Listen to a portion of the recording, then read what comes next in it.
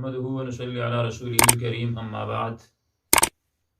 معزز سامعین، آج آپ حضرات کے سامنے دو انتہائی اہم چیزوں کے بارے میں گفتگو کرنا چاہوں گا۔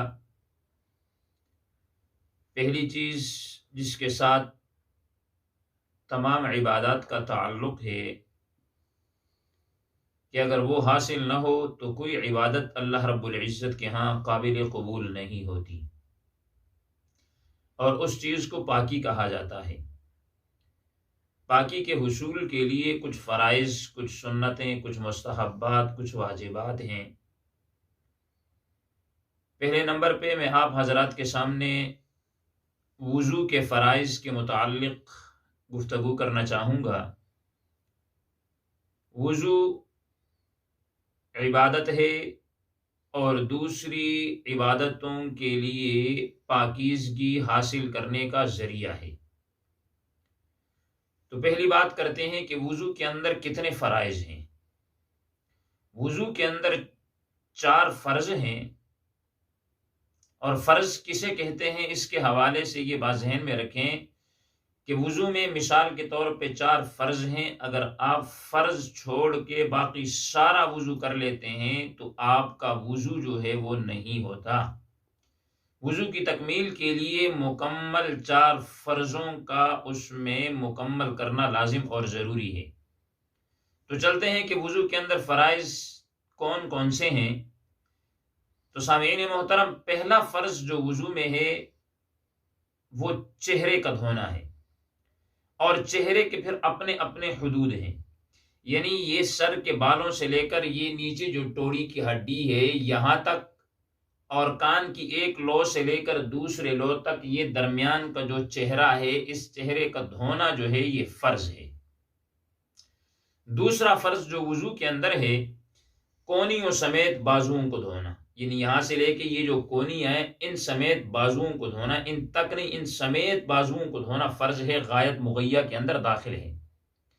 اور تیسرا فرض وضو کے اندر چوتھائی سر کا مسح کرنا، اور چوتھا فرض وضو کے اندر جو ہے وہ ہے ٹخنوں سمیت پاؤں کو دھونا۔ یہ 4 وضو کے اندر فرض ہیں۔ اگر ان فرائض میں سے کسی ایک فرض کو بھی چھوڑ دیا گیا تو سامعین محترم وضو نہیں ہو سکتا۔ دوسری بات کی طرف چلتے ہیں جو انتہائی ضروری ہے، وہ ہے غسل کے فرائض۔ ہمارے معاشرے کے اندر اکثر لوگوں کو، کیونکہ ہمارا تو یہ ہماری لائن ہے یہ علماء کرام والی، اکثر لوگوں سے واسطہ پڑتا ہے جو دنیا دار، جن کے 5 6 7 بچے ہوتے ہیں۔ جب ان سے یہ پوچھا جاتا ہے غسل کے فرائض کے حوالے سے تو ان کو غسل کے فرائض معلوم نہیں ہوتے۔ غسل کے فرائض کو انہیں پتہ ہی نہیں ہوتا، جبکہ میں نے فرض کی تعریف آپ کے سامنے کی کہ جس عبادت کے اندر جو فرض ہوتا ہے جب اس فرض کو ادا نہیں کیا جاتا تو وہ عبادت ادا نہیں ہوتی۔ تو اسی طرح جب تک غسل کے فرائض میں سے کسی ایک فرض کو اگر آپ ادا نہیں کریں گے تو یاد رکھنا آپ کا غسل نہیں ہوتا۔ اور جب غسل جنابت نہیں ہوا، آپ نے اگر تلاوت کی اس کے بجائے آپ کو گناہ مل گیا ہے۔ آپ نے اگر نمازیں پڑھی ہیں تو اس نماز میں ثواب کے بجائے آپ کو گناہ مل رہا ہے۔ تو سیکھنا چاہیے ہمیں یہ چیزیں۔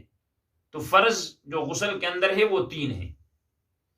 پہلے نمبر پہ ذرا غسل جنابت کا طریقہ ذہن میں رکھیں کہ جہاں نجاست لگی ہو اس نجاست کو دھویا جائے، پھر اس کے بعد ہاتھوں کو دھویا جائے۔ اب آگے غسل کے فرائض کی طرف چلتے ہیں۔ تو پہلا فرض جو غسل کے اندر ہے وہ ہے منہ کے اندر پانی ڈال کے غرارہ کرنا، یعنی منہ کے اندر پانی ڈالنا، ٹھیک ہے، یہ فرض ہے۔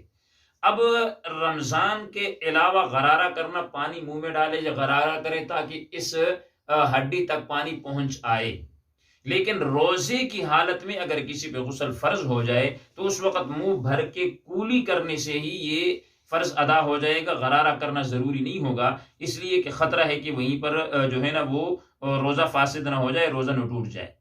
دوسرا فرض ہے ناک میں پانی ڈال کر اس نرم ہڈی تک اس پانی کو لانا، یہ غسل کا دوسرا فرض ہے۔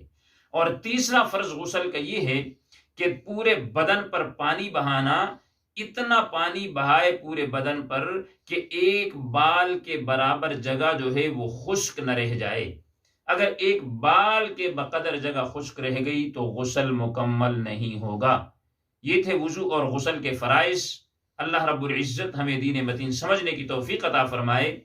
آخر میں یہ بات ذہن میں رکھیں کہ کسی ساتھی نے کوئی مسئلہ پوچھنا ہو، کوئی سوال ہو، تو وہ کمنٹ سیشن میں جا کے کمنٹ کر سکتا ہے، انشاءاللہ نیکسٹ ویڈیو کے اندر اس کا جواب دیا جائے گا۔ اللہ تعالی عمل کرنے کی توفیق عطا فرمائے۔ وآخر دعوانا الحمدللہ رب العالمین۔